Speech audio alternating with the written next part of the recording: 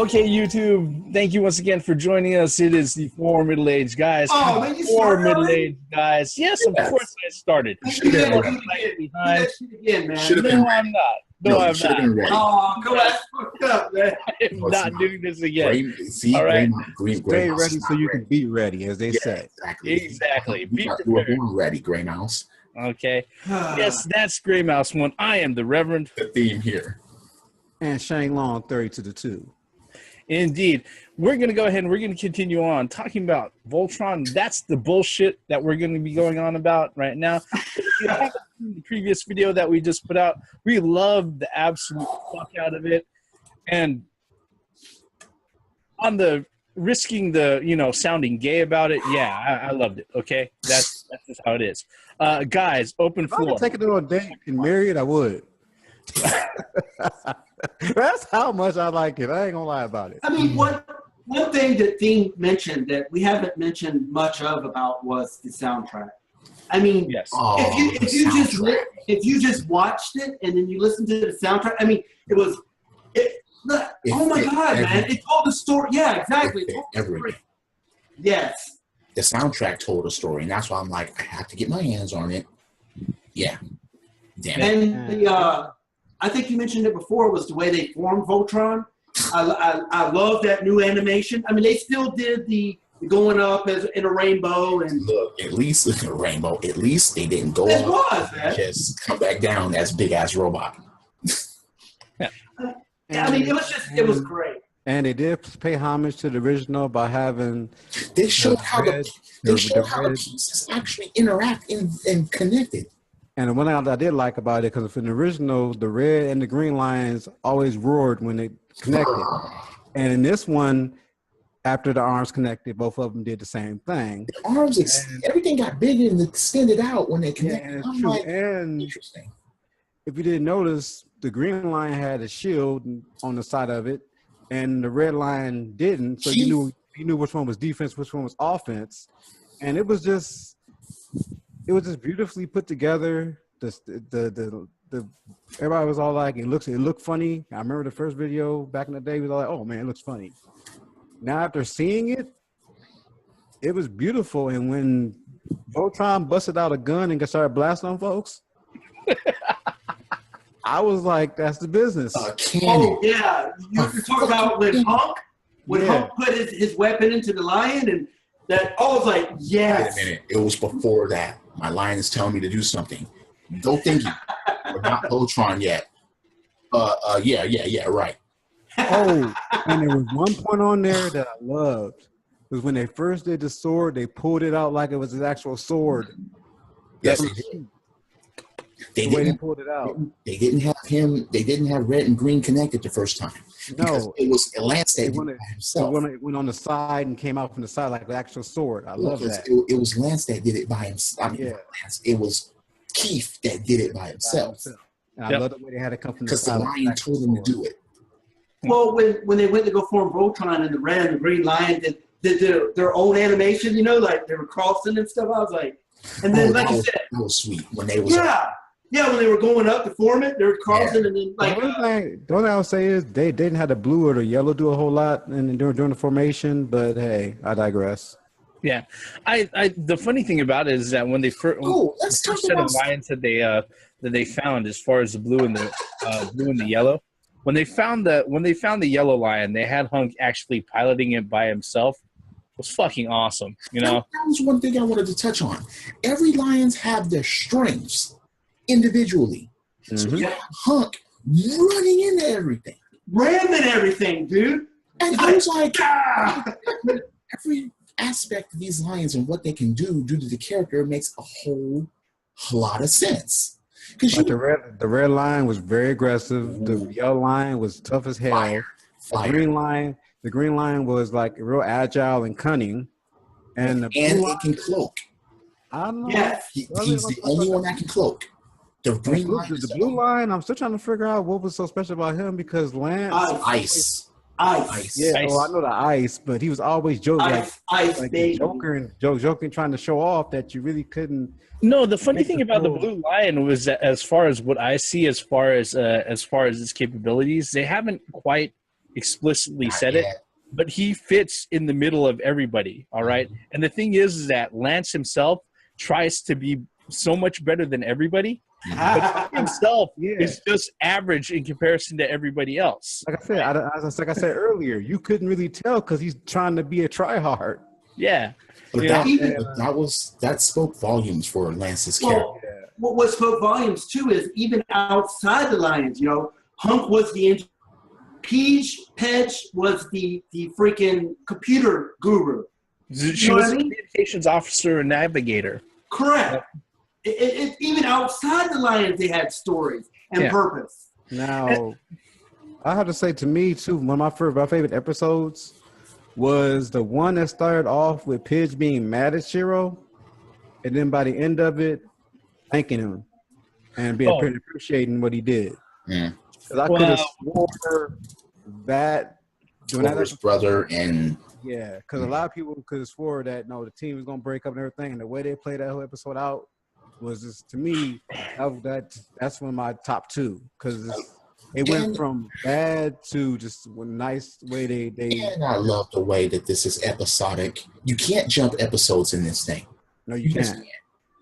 Period. If you would have missed that episode when Nishiro say this, their brothers, and then everything like that, you would not understood why Pidge came out and said she was female and everything else. You wouldn't understood none of that because you would have missed the episode before that set that up.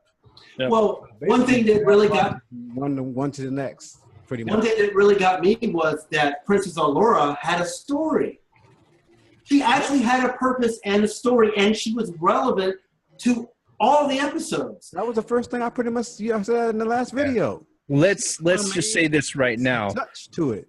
Princess Allura is the most powerful fucking character in that crew. Yes, she is. Yes, she is the most powerful character in that crew. Not just because of the transformation thing. When she takes out that soldier by himself by running him through the fucking door, and Shiro just sits there, walks out, and looks at her. That whole fucking sequence was just great. But how about the end when she grabbed the doors and literally closed them herself, and you actually after she threw Shiro into the he launched that fucker. But I think what was even more important, because the thing is that the huge MacGuffin that they went ahead and that they pointed out, the one thing that Emperor Zarkon is looking at is that he's taking over planets and he's harvesting this quintessence, which is pretty much the physical manifestation of all the life force on a single planet. And that's what he's using as fuel, basically his steroids, to go ahead and be as powerful as he is. Okay. The thing about Princess Allura, though, as what's found out with that one particular episode with the where they have to sit there and go back to the mining planet where all the crystals are at, is that she has the ability to go ahead and restore all of the life force to these planets. Okay, if it wasn't one thing that that she's not only physically powerful, but she's overall in the big picture. Here was the thing about the original series that really kind of got me. Other than the fact that Prince Lotor was fucking ugly, what was the whole reason why they were chasing after Princess Allura? There really wasn't any fucking reason, okay? They just happened to be another kingdom and another planet that was in the way. This particular one, Zarkon is going after Princess Allura because guess what? She, in essence, is a never-ending well of that fucking quintessence that he fucking harvests to become stronger. So he has control here. He's got the infinite energy tank. That's what's going on. Here's another thing too. This totally blows out of the water any good guy, bad guy situation as far as saying, why don't the good guys, if they know where the bad guys are, just go take them out, no more threat? This answered that. These lions went to there as Voltron and got their asses handled. They got separated. Well, one thing too is what I loved was that they focused on Hagar also. And I was like, yeah, the druid Hagar. I was like, I understand that. He was the World Beast. Yep. Yeah, And it was cool. It was cool how throughout this whole series we still don't know what happened to Shiro. Yeah. Well, not completely. Not completely. Not yet. We have an idea. And at the end of the thing, Hagar says, "It should have been the best warrior we had. I bless you with this, and you treat me like this." My champion. So we don't know exactly where or how. And when I read the name of the episode, I honestly thought Shiro was maybe gonna get brainwashed or get turned by the name of the episode. Mm. I totally got fooled, and it ended up being Zarkon. Are you talking about the black paladin? Is that the episode? Yeah. But you know what's funny is that if you think about it, that's another one of those really intelligent nods to the original series that I talked about. Because the thing with Sven, the original Sven, was that he ends up facing Hagar alone, and he ends up supposedly being dead. Yeah. But when he shows up at the end of the Lion Force series, you find out that he was taken prisoner. All right, he escaped, and then he ended up nursing himself back to health. But they did shit to him that changed him. Okay, and he ends up helping the Voltron Force a little bit later on in the series. He shows up as a much more powerful character. Now, with the way that they handle Shiro, instead of making him Sven, thank God they didn't go with that. It's really, really smart that they kept it all in context. The parallels are still connected there. Mm-hmm. And his fight, not only his fight with Hagar, but also what was it? Keith's fight with the other druid.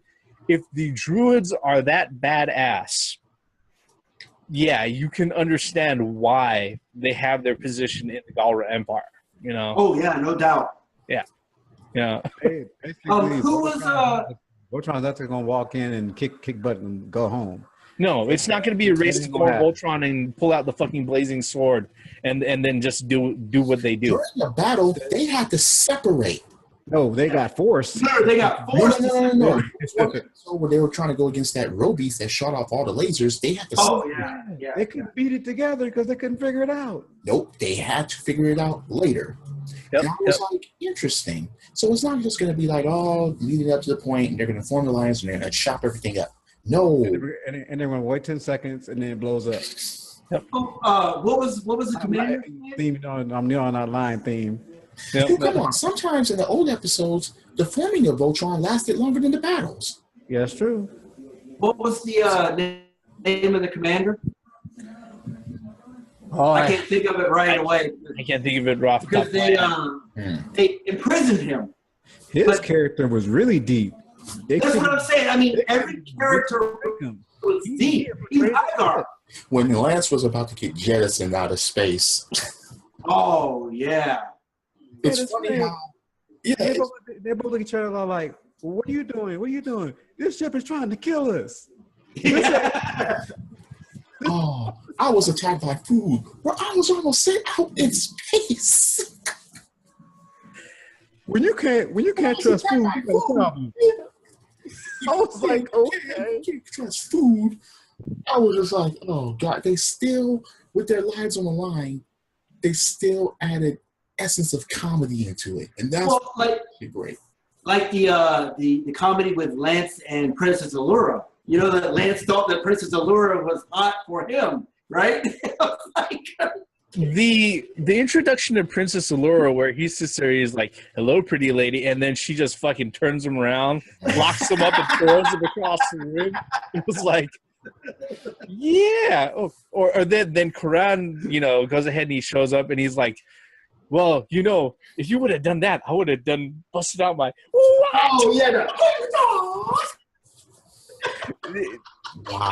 I think the comedy it was slapstick, but it wasn't toilet slapstick. Yeah. Right. Yeah. It wasn't shit comedy. Okay.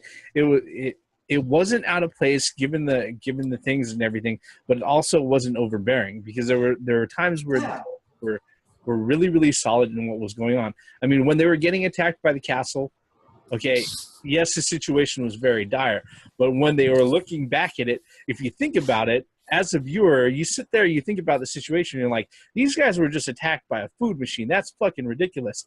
And then the characters out of the blue, they reflect the fact that we were just attacked by food. This is fucking ridiculous. It helped in the fact that it didn't. The probably the best thing about the series is that yes, it knows it has fans, but it didn't treat their fans like idiots. Yeah. Okay. Well, towards the end where Shiro had to freaking jettison that commander because he was overwhelming his thoughts. I was, I understand at that episode. I thought that Shiro was going to be a turncoat. You know what I mean? But it turned out to be. Explain this. It was just one of the best freaking. Oh my god, dude. Yeah. I mean, it was pretty interesting. I'd have to say that it takes thankfully it takes a lot of work to go ahead and get something like this done where it's like, okay, just don't run with the original, copy and paste the original idea and then change XYZ and tweak it a little bit or do something that changes the whole fucking identity of the series. Thankfully they didn't do that at all because, like I said, fucking Voltron Force, Voltron and the Lions looked the part. It was everything else, which was 90% of the fucking series. Yeah, which was just fucking horrible. What I thought was funny was when Princess Allura was communicating to the mice, and then what's his name was trying to do the same thing. He was like, I was rolling, dude. Didn't he ask him to make him a sandwich? Yes, he did. Yes, he did. I'm trying to get them to make me a sandwich. I was rolling, dude. And like I said, that particular part, and I am on video saying this, that the mice were like one of the things from the original series that annoyed the fuck out of me. But in this particular one, they went ahead, they explained why she's able to talk to the mice, and it didn't insult my intelligence. Yeah, it didn't hurt. It made perfect sense. I mean, she was even though she's an alien race anyway, but talking to mice in the original series is like, come on. Yeah. And then they had the fifth key. Just like the new one. I mean, they were frozen with her in sleep for 10,000 years, so that made sense. Yep. Welcome back, sir. Hey, what happened to Shane Long? Yeah, I guess, he dropped out for a second. So I was like, wait a second. Yeah, I was like, what happened to him? So someone did stand a chance? His enthusiasm for Voltron just was overboard. He was like, Voltron. He said, Voltron, yeah. And he ended up. I defeated my Shang Long. And Oh, no. We thought you were so enthusiastic by Voltron. You were like, Voltron, yeah. And you picked up your PC and jettisoned it into space. We thought you were forming Voltron, man. No, my Wi-Fi decided it wanted to take a nap for a couple seconds. So, yeah. So Batman was visiting you. Oh. Batman was visiting. All right. Well, for the first video we did tonight. At least my Wi-Fi held up that long without dropping. I'm happy about that. Yeah. I mean, that was the best thing. And the funniest thing about it is they drew in Defenders of the Universe. They threw that in there just for shits and giggles to satisfy old fans like us. They were like, all right, we're not going to insult these people by just totally ignoring what they already know from the 80s or from the original series, and we're not going to mention any of that other garbage that they had to deal with from then till now as far as the two things that they tried to bring back with Voltron, unless they might make fun of them. Now, I actually watched at least 8 episodes of Nickelodeon one. You got that far? Yeah, I did. I gave it a shot. It was interesting at first. This is a shot. You gave yourself a cannon to the head. Well, I'm a Voltron fan, so I understood, but I tried to stay in it to fight as long as I could. I couldn't go the full 12 rounds. But like I said, the reason why I think the Nickelodeon one failed was it tried to be too PG and teach too many life lessons. And Voltron wasn't about that. Wait a minute. 80s cartoons was about that, but it didn't need to do it in this day and age. I mean, but the way that one did it was like, it was just, how are you going to form Voltron with 8 people in it and then still have problems? It was just dumb. Yeah. Like I said, the whole good part about that thing was the Swiss Beats intro. That's it. That's the intro. It was all crap. Damn. Okay, what was better, that Voltron or the Double Dragon cartoon? I got pure silence. Dog. Anyway, this Voltron was the shit. Thank you. No one wanted to answer that. Thank you. No. I'm gonna say what was better, the fucking Double Dragon cartoon, okay? Because the thing is that here's the thing. From an arcade series that brought us Bimmy and Jammy. Okay, at least I can go ahead and forgive that much, okay? But like I said, in the very first fucking episode when I was watching Voltron Force, the Nickelodeon Voltron Force, and they had Keith running around with the fucking blazing sword outside of the fucking lions in fucking surfer shorts, I was like, no, fuck this series, all right? No. What was worse is when they said they got arrested for stopping the enemy. What? All right, let's hit the X button on that one. Objection. Yeah. Let's start talking about Voltron Defenders of the Universe, man. No, the reason why I'm talking about that one is to enhance the one I just watched. Yeah. That's the reason why I was mentioning the stuff that was wrong in the other one. I understand. You need to appreciate this. Now, I still say, I Allura to me, next to Pidge, is the best character in it because without her, she drives the whole series through every episode. She's important. And she drives the series all the way down to episode 11. Yep. Without her, They even made Hunk important. They tapped into it. Yep. Yes, they did. I said, I'm not trying to say nobody else is not important. I just like the fact that look, Princess Allura. They made her. They made her basically mean something. I have to agree with that. I mean, Princess Allura is a strong female protagonist. It's just bottom line. I mean, she even threatened us guys. You can't make me not go with you. And it was funny when they looked over at Shiro like, "Are you going to say something?" Yeah. I was like, I'm going with you. That's all. He didn't stop her. He's like, "Yeah, I'm going with you." Everybody else was like, "Yeah, she's going."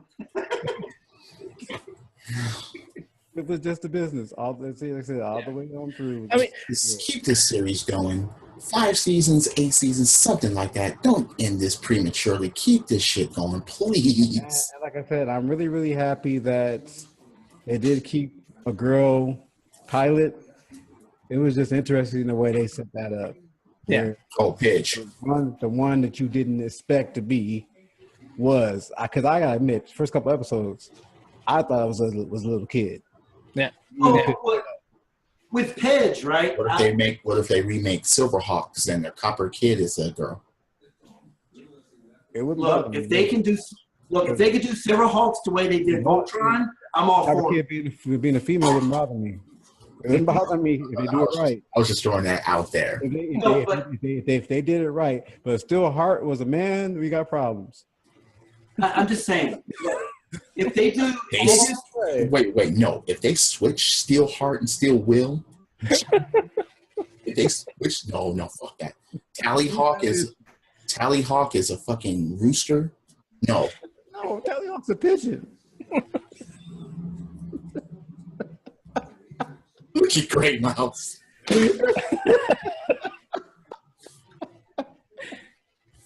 Are they gonna have Mike Tyson voice the commander? Because you know how he used to raise pigeons. No pigeons. The beginning starts off with a pigeon there. It can't even fly away. It just sits there. Like I said, a rooster. Oh, I'm so Tallycock. Oh my God.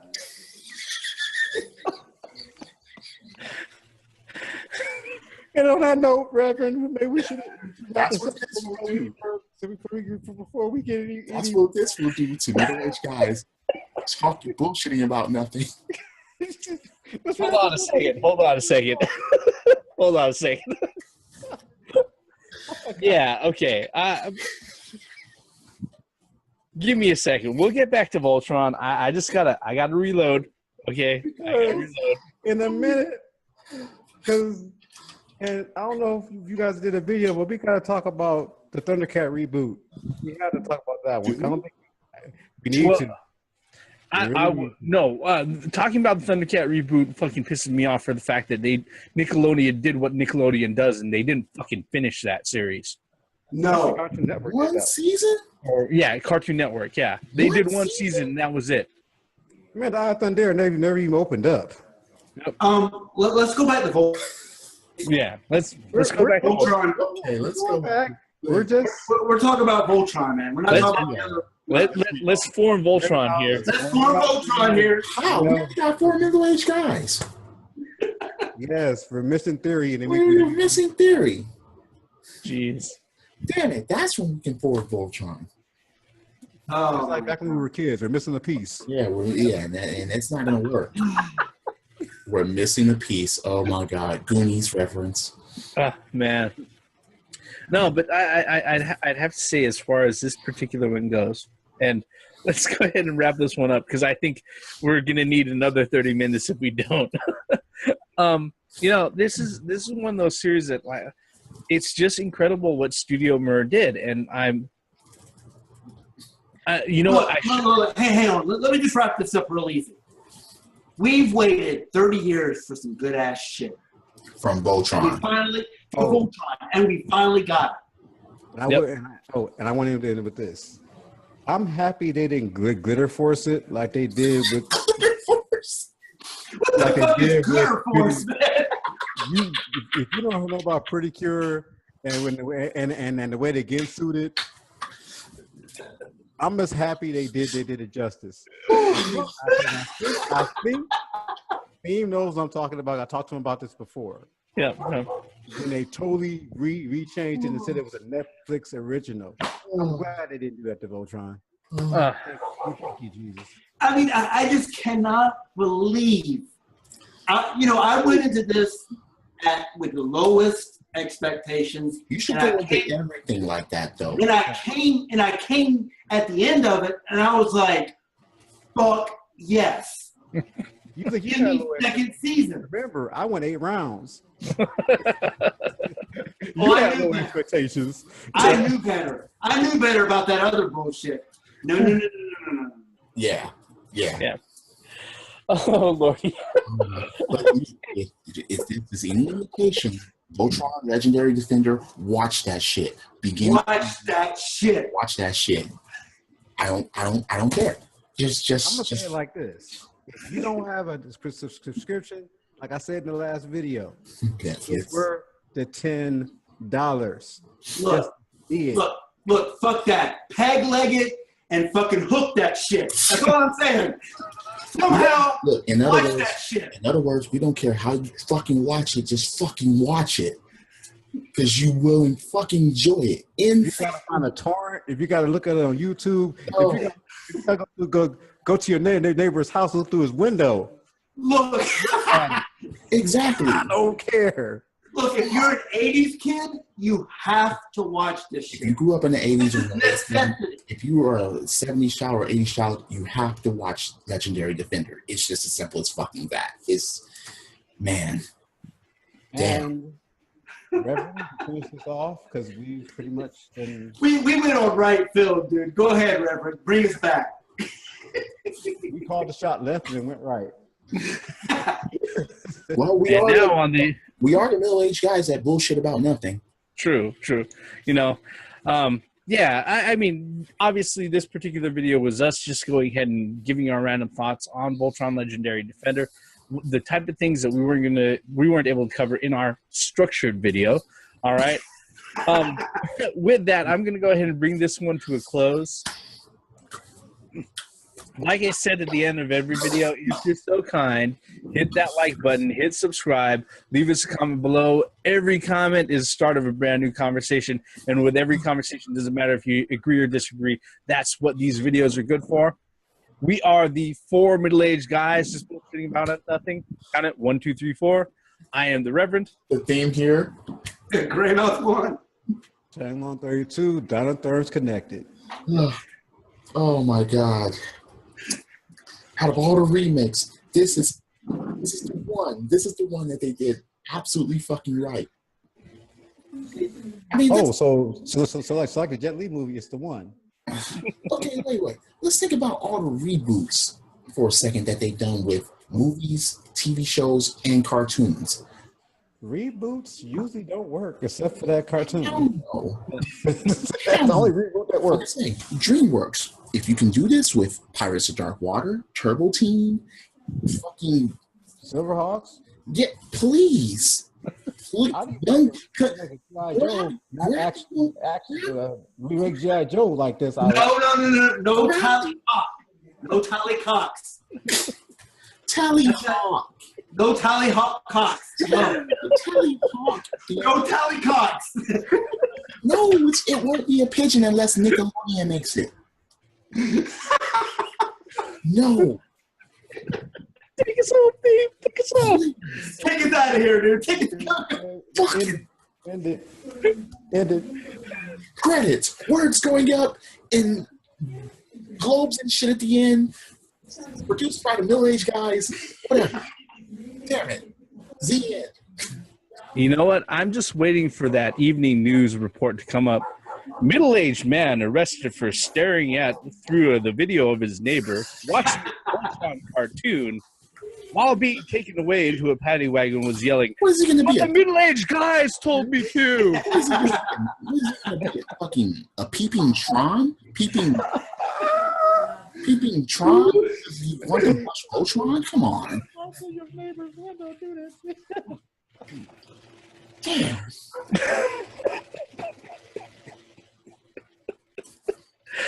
Oh no! Fuck that. We're taking shots.